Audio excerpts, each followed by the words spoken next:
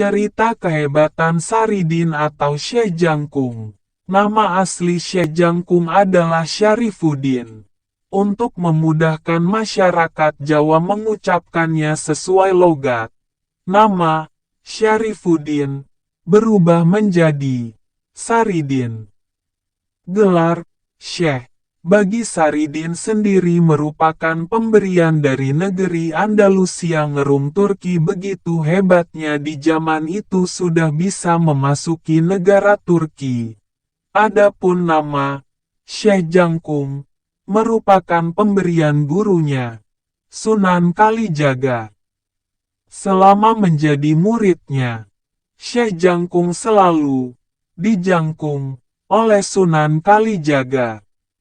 Makna kata dijangkung sendiri adalah dilindungi, diayomi, dipelihara, dididik, dan selalu dalam naungan.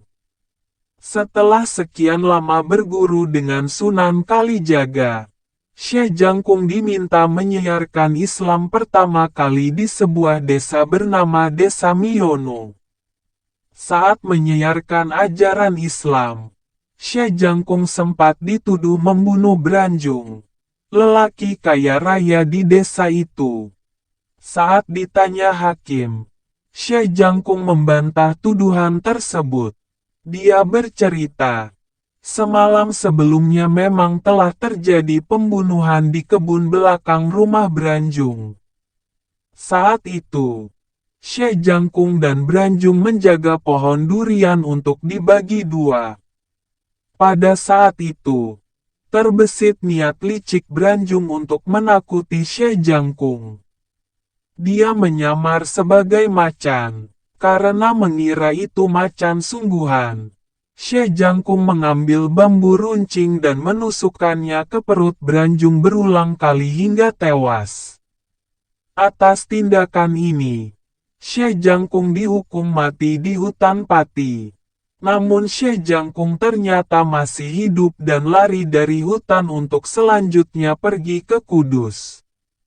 Di Kudus inilah ia bertemu dan berguru dengan Sunan Kudus. Setelah berguru dengan Sunan Kudus, Syekh Jangkung kembali menjalani masa pelarian dan akhirnya pulang ke Pati. Di rumahnya, Syekh Jangkung memelihara kerbau jantan yang cukup besar bernama Kebo Dungkul Landoh. Kerbau ini dibawa kemana-mana dan menjadi terkenal di Pati. Selain dengan Sunan Kalijaga, Syekh Jangkung juga pernah menjadi salah satu santri Sunan Kudus.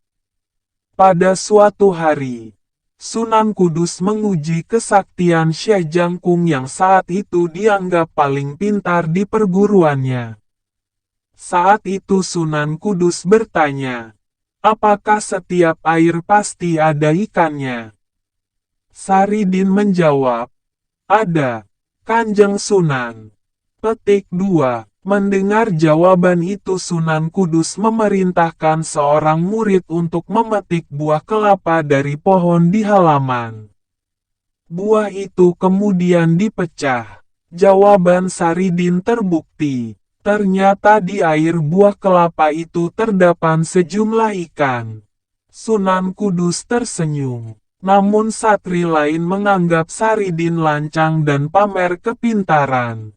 Semasa hidupnya, Syekh Jangkung melakukan pengembaraan kemana-mana, termasuk ke wilayah Kulon Progo. Di sana, terdapat sebuah makam yang diduga merupakan makam Syekh Jangkung. Tak hanya itu, Syekh Jangkung pernah bekerja sama dengan Raja Mataram, Sultan Agung untuk menumpas kejahatan dan menyebarkan agama Islam di masyarakat. Dalam hubungan keluarga sendiri Syekh Jangkung merupakan kakak ipar dari Sultan Agung, karena dia menikah dengan kakak dari sang Raja Mataram itu, Retno Jinoli.